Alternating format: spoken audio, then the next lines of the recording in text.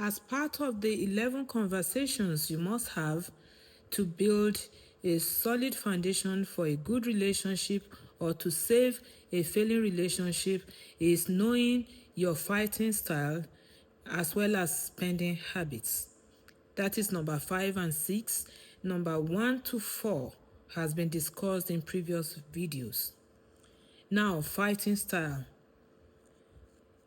Knowing your fighting style and your partner's fighting style is very important because it's an established fact that there will be disagreements, there will be misunderstandings, and arguments can come up in any relationship. So you need to understand how to communicate and settle volatile arguments.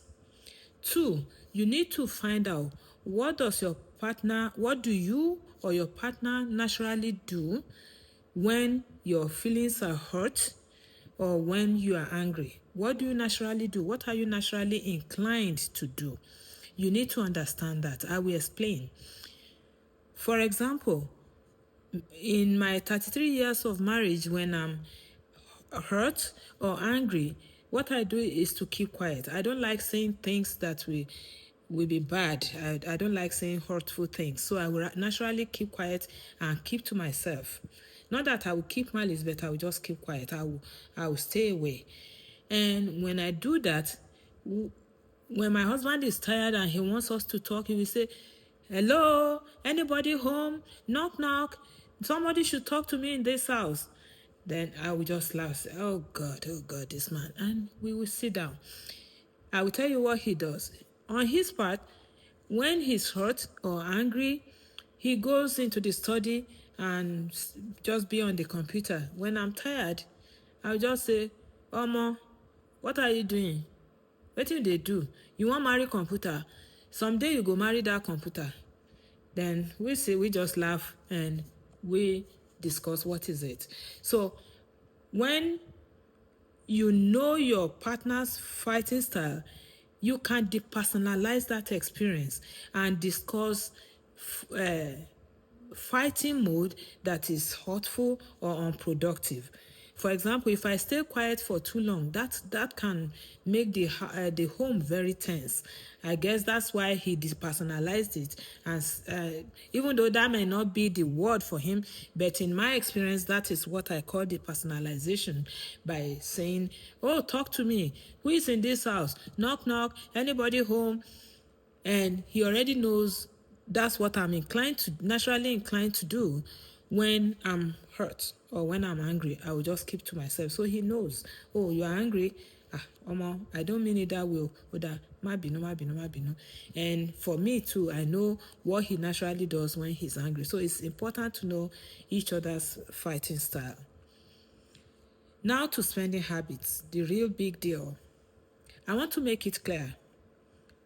Other than sex, money is actually the major root cause of why many marriages break down, why many relationships fail.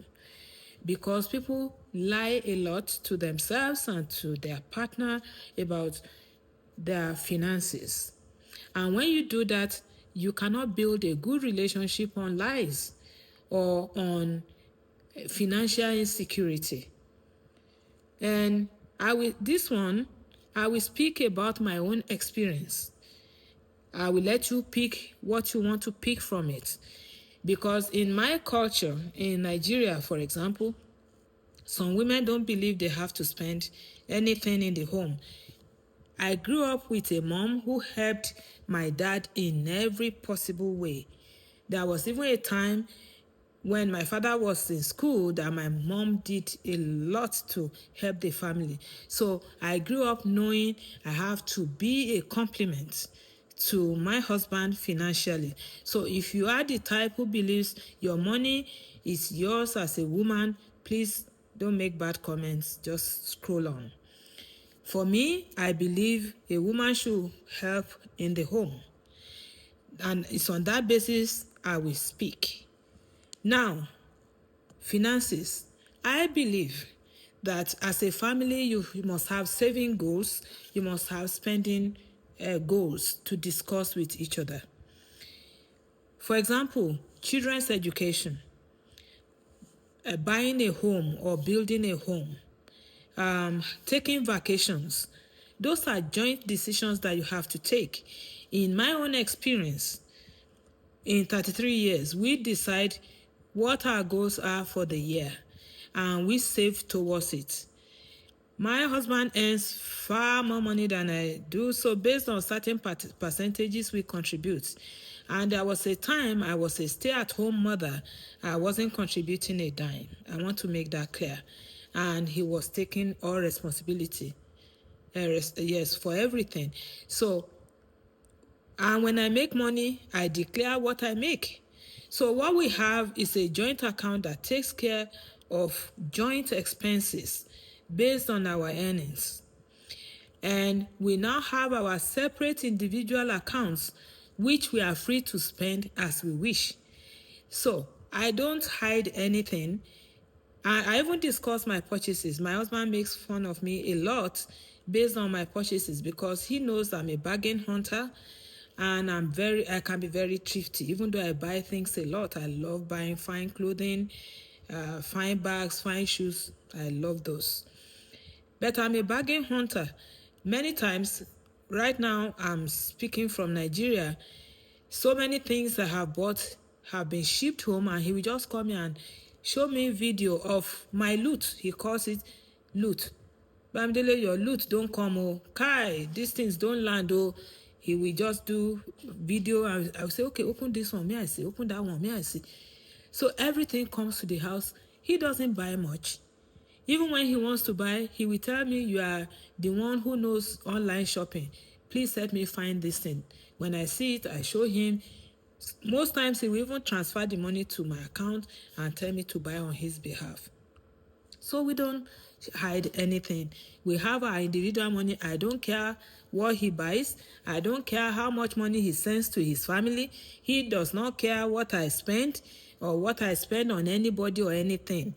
Even though we still disclose these things. Oh, I gave this person this thing, or I'm going to do this for this person. We still discuss it. But we are not under any obligation not to do this or do that with whatever is left in our individual accounts. We still have our individual investments that is different from the family investment. So these things made life so easy. We can decide, oh, we don't have money for vacation. We have money for vacation. We can't do this investment. We can do that investment. And we can reinvest. We discuss all these things at any point in time. So some women will buy things and hide it and dodge it in when their husband is not around.